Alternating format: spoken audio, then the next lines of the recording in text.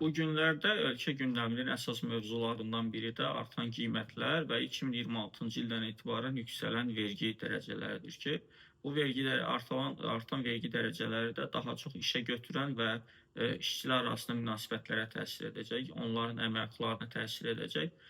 Təsəvvür edin ki, 32 illik hakimiyyət olasan, hakim partiya olasan, amma bu qədər bərbad iqtisadi siyasətini sən öz vətəndaşına öz vətəndaşından alacağın vergilərlə kompensasiya etməyə çalışasan və təkcə vergi məsələsi, təkcə qiymət artımları məsələsi deyil, artıq bu həm də hökumətin vətəndaşa qoyduğu hörmətin, vətəndaşa verdiyi dəyərin göstəricisidir.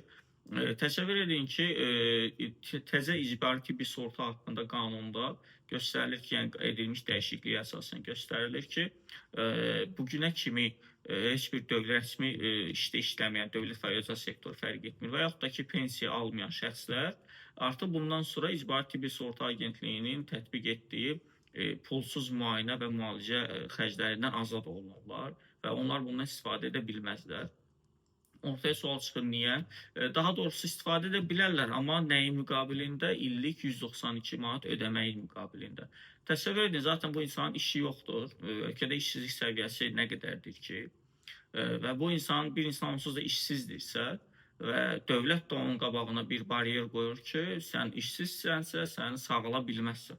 Sən müalicə ala bilməzsən. Əgər müalicə almaq istəyirsənsə, gətir, işləmədiyin halda illik 192 manat dövlətinə pul ödə.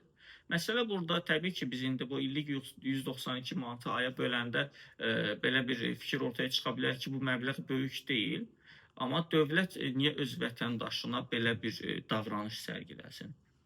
Necə ola bilər ki, dövlət öz vətəndaşından sən kasıbsansa, biz səni pulsuz müalicə edə bilmərik tipli davranış sərgiləsin öz vətəndaşına qarşı. Artan qiymətlər, alkoqollu içkilərin, spirtli içkilərin qiymət artımları artıq minimum dərəcə müəyyənləşdirilir. Yəni bu azad bazar iqtisadiyyatına, rəqabət mühitinə nə qədər böyük zərbə olduğunu fərqindəsiniz siz ümumiyyətlə. Siz necə müəyyənləşdirə bilərsiniz ki, X bir şirkətin spirtli içkisi minimum, məsələn deyirəm, 9 manat olmalıdır. Sən 18 manat 50 qəpiyə verə bilməzsən Y bir şirkətin istehsal etdiyi spirtli içkini. Niyə? Bəlkə kimsə daha keyfiyyətli material hazırlayır, amma daha ucuz qiymətə satmaq istəyir və bu yolla öz istehlakını artırmaq istəyir, öz bazarda alıcılarının sayını artırmaq istəyir. Dövlət buna da artıq müdaxilə edir.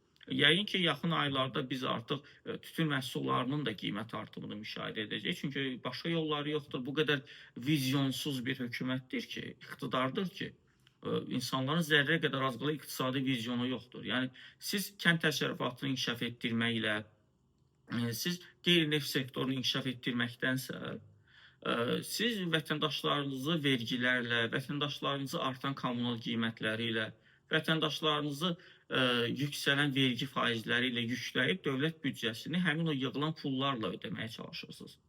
Cərimələrlə dövlət büdcəsini formalaşdırmağa, ayaqda saxlamağa çalışırsınız. Necə ola bilər ki, sizin bir qədər də olsun, heç olmasa iqtisadi siyasət sahəsində alternativləriniz yoxdurmu ki, vəziyyətdən o formada çıxasınız? 32 illik hakim partiyasız, 32 illik. Amma artıq neft bitmək üzrədir, tükənmək üzrədir. Təbii ki, bu hələ bir neçə il çəkər, məsələ 1 ilə, 2 ilə, 5 ilə deyil. Amma yaxın gələcəkdəki azalan iqtisadi gəliri siz vətəndaşların üzərinə yükləməklə həll yolunu onda görürsünüz, ancaq o yolla həll etməyə çalışırsınız. Hələ kirayə qalan mənzillərlə bağlı problem. Fərz edək ki, yeni qanuna görə kirayə ev mənzil verən və kirayə qalan artıq dövlətə vergi ödəməlidir 10%-nə qədər. Təsəvvür edin, mənim bir dostum mənə bir ev verib ki, mən orada yaşayam. Yaxşı, dövlət burada nə qərar verəcək? Dövlət gəlib deyəcək ki, sizin dostluq münasibətiniz bizim dövlətin iqtisadi siyasətinə ziddir. Siz dostluq münasibətlərinizi belə yolla həll etməyin və yaxud da ki, belə yolla davam etməyin. Niyə? Dövlət niyə hər şeyə müdaxilə etməlidir ki? Mən kirayə qalmıram və yaxud da ki, mən öz mənzilimi kirayə vermirəm, mən onu hədiyyə edirəm bir nəfərə, bir dostuma, bir tanışıma. Dövlət nə edir? Dövlət gəlib mənə deyəcək ki, hədiyyə etmə.